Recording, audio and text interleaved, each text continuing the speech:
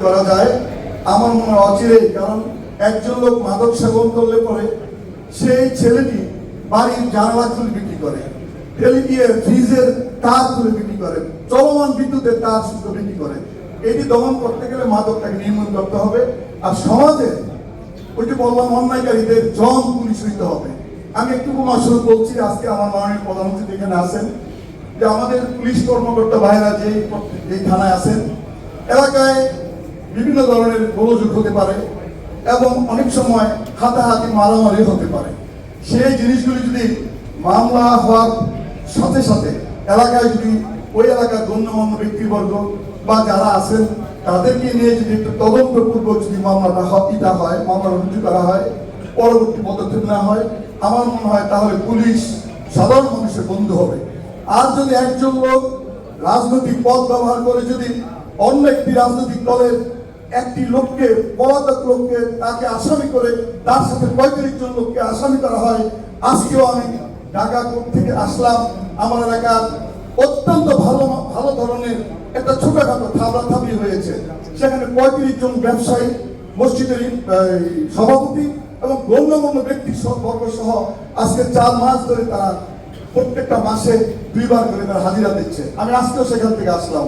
আমি এই বিষয়গুলি এই জন্য বললাম যে যদি ছোটখাটো বিষয় একটা থাবড়াথাবড়ি হয়েছে, পুলিশ যদি তদন্ত করে তাহলে নিশ্চয়ই এটা থাবড়াথাবড়ি হবে।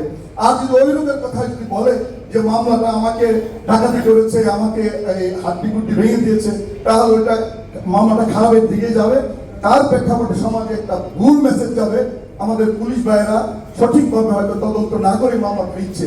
আমি এটা একটা দৃষ্টি আকর্ষণ করছি। পরিশেষে আমার এলাকার যেহেতু আমার পরিচয়টা এই যে দক্ষিণ কেন্দ্রের কন্যা ইউনিয়নে আমার বাড়ি, ওই ইউনিয়নের আমি প্রতিষ্ঠাতা সাধারণ সম্পাদক ছিলাম বিএনপির। বর্তমানে আমার দাদাবাবু গয়েশচন্দ্র রায় এবং এই রানীগঞ্জের আমি একজন নির্বাহী সদস্য এই থানার।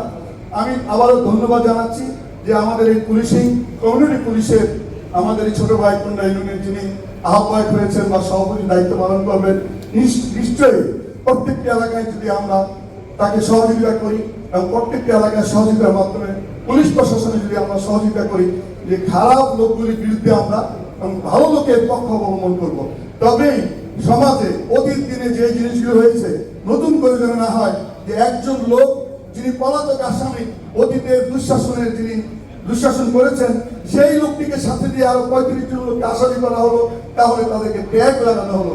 এই ট্যাগ লাগানোর ফলে একদিকে ক্ষতি হবে আমার দাদাবাবু গয়েশচন্দ্র রায়ের, একদিকে ক্ষতি হবে আমাদের সমাজ ব্যবস্থার, আরেকদিকে ক্ষতি হবে পুলিশের প্রতি মানুষের অনাস্থা। ধন্যবাদ সবাইকে।